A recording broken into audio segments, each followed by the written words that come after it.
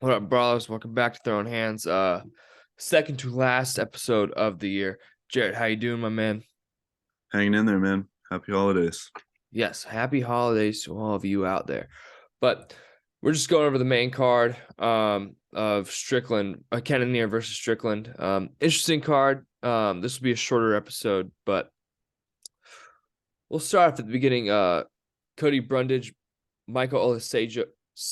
Gosh, Polish names are hard. But you were right about this. I got to give it to you, Jarrett. Oleg Sajuk, he really took Cody Brundage to the classroom, man. He dominated this fight. 25 total strikes to one total strike for Cody Brundage. And yeah, it probably would have turned out differently if Brundage wanted to. If he had a full camp. But what were your Yeah, thoughts on this one? absolutely. I think, Brundage took a tough fight on short notice, props to him. But Olin Jacek, man, just completely showed out. Did what I thought was most of my picks are what I see as like a best performance. Olin Jacek definitely gave his best and got out of there in the first round, real impressive. Yeah, that was good stuff there. Okay, we need a deep study on Drew Dober's chin. Bobby Green was piecing him up. He didn't fall. Then Drew Dober, I think it was a left hook or something, caught Bobby Green and put him out cold. Yeah. That wasn't something I was expecting to see, but Drew Dober needs to be studied, I think, Jared. The Jared. Crimson Chin, man. The Crimson Chin.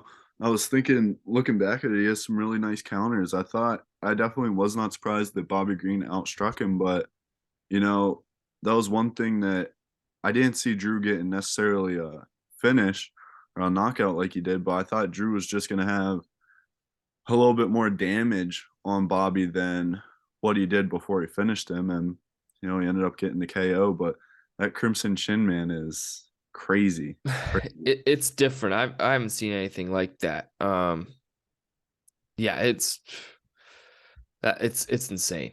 But Oh, here's the thing with people with chins like that, man. Like once the chin's gone, it is gone. yeah. As soon as he goes out once, it's going to be bad news for his next couple fights. So, Yeah, guys, if you once you see him like it, Bobby Green. yeah. And the thing with Drew Dober is, he's not going to get TKO'd. He's going to go out like a light, and that's just what's going to happen. Unfortunately, that's what happens to everybody with a good chin. Chuck Liddell will tell you that. But ooh, this was a gnarly knockout. Alex Caceres versus Julian Erosa set it up with the left. Erosa parried to the right, and bang, shin to chin. Erosa was out, man. Hurt a little bit. Julian was like the second guest on Throwing Hands ever, but dang, that was beautifully set up. Yeah, absolutely. This was a tough one. I think the one that really made me feel confident in Alex was their common opponent. Um, Alex's last win was over Sungwoo Choi. Arosa's last loss was to Sungwoo Choi. Arosa had the odds in his favor, and I don't know. I definitely thought it was going to be a tight one. I think what I said was a submission for Caceres, and that was best case scenario. I thought it was going to go to a decision. I was real surprised with Alex how he got it done. Yeah, that was beautifully set up. Kind of like a Leon Edwards head kick type thing. It's been almost the exact same setup, but dude, we got to get Amir Albazi some ranked competition. This dude is definitely a problem. That was a gorgeous uppercut he landed on Costa. I think Costa can make some headway in this division, but Amir Albazi he's very good, and I wanted him to see somebody top five, like the loser of Perez and Kai Kara France Mhm. in February. I think that'd be a good matchup for him. Yeah, absolutely. Going into this fight, he had two opponents out before this. Costa gets put on for his debut. Um, I said it on the prediction. Like, this isn't something that Albazi wants for his, trying to climb the ranks, but he went out, got stuff done. And that's all you can ask for. So he got it done. For sure. He's very good. I You just need to his see rest. him. Yeah. I want to see him against some ranked competition. Yeah. But dang, good for him. Dude, Sarukian, I mean, Ismagulov that dude is strong. Oh my gosh, the willpower to not get taken to the ground, but Armin Sarukian, I think his grappling can compete with Makhachev's. I mean, if you watch Yeah. their first fight, well, their only fight, if they ever fight again, but Sarukian was really competing with him well, and Sarukian's only like 25, I'm pretty sure, but Mhm. dude, he put on a clinic, man. He Yeah. looked very good. He's scary. Good freestyle wrestler, man. Got the wrestling done, got the decision, you know, did everything he needed to do. And that's I think both of these guys, we both agreed last episode, these guys are the future of lightweight. You know, they're both going to be in the top 5 eventually after this wave moves out. These guys are the young guys, and it's going to be a takeover. And, you know, to get these two, a matchup with these two out of the way right away is kind of interesting for business perspective because they could have put them against two old heads, you know, but this was a great fight for a fight night, you know. This was a great co-main for sure. I'm not complaining. A lot of fun to watch and a lot of fun to cover for us. Yeah, and the thing with, I mean, Saruki wanted to fight up, but no one wants to fight him, which I don't blame him. I wouldn't want to fight him either. But Mhm. man, he's really good. He'll be. I think he'll contend for a title one day. He'll be in a title fight. As for Ismagulov, both these guys, and like you said, very interesting matchup. Yeah. This was weird. First Yeah. 2 rounds, negligible who won each round. Round 3, round 4, and round 5. Round 4 was a little more clear to Strickland, but they were every round was so even. And the fact that somebody had a 49, all 3 judges had a 49-46 card was crazy, because the only way I could imagine someone winning this is 48-47. This was as even as it gets, and either one of them could have won this fight. Yeah, absolutely. I agree completely. It's just, you know, it's a tough fight to end the year on, but you know, it was a good fight, you know, two fighters who are trying to get their name up in the middleweight championship contention, and it's just went Cannonier's way, but I was definitely not expecting this to go the distance, and it was way more even than what I thought it was going to be. Real surprising. Sean fought his butt off, but I guess to the judges he didn't get it done.